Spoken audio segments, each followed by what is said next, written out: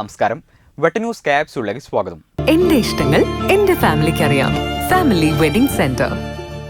2025-26 അധ്യയന വർഷത്തെ സംസ്ഥാന സ്പെഷ്യൽ സ്കൂൾ കലോത്സവത്തിന്റെ സംഘാടക സമിതി രൂപീകരണം GBHSS തിരൂരിൽ നടന്നു. യോഗം കുറുക്കോളി മൊയ്തീൻ MLA ഉദ്ഘാടനം ചെയ്തു. Tirur municipality vice chairman P. Ramankutty അധ്യക്ഷത വഹിച്ചു. സംസ്ഥാന സ്പെഷ്യൽ സ്കൂൾ കലോത്സവത്തിന്റെ സംഘാടക സമിതി രൂപീകരണ യോഗത്തിൽ Tirur municipality vice chairman P. Ramankutty അധ്യക്ഷത വഹിച്ചു. കുറുക്കോളി മൊയ്തീൻ MLA ഉദ്ഘാടനം ചെയ്തു. മലയാളത്തിന്റെ ആസ്ഥാനത്തേക്ക് നമ്മുടെ ദ്വീപിലേക്ക് ഈ സ്പെഷ്യൽ സ്കൂൾ കലോത്സവം എന്റെ ആദ്യമായി ഇപ്പോൾ മാത്രം വരുന്നു എന്ന് ചിന്തയാണ്. ഇതിനേക്കാൾ മുമ്പ് മാത്രമല്ല, ഈ ജില്ലയിലേക്ക് ഇത് തന്നതിനുള്ള സന്തോഷം പ്രിയനായ സുഹൃത്ത് ഉമേഷ് IAS ഉൾപ്പെടെയുള്ള ഉദ്യോഗസ്ഥ സുഹൃത്തുക്കളോടും സർക്കാരിനോടും ഞാൻ പ്രത്യേകം നന്ദി പറയാൻ കൂടി ഈ സഭയ്ക്ക്.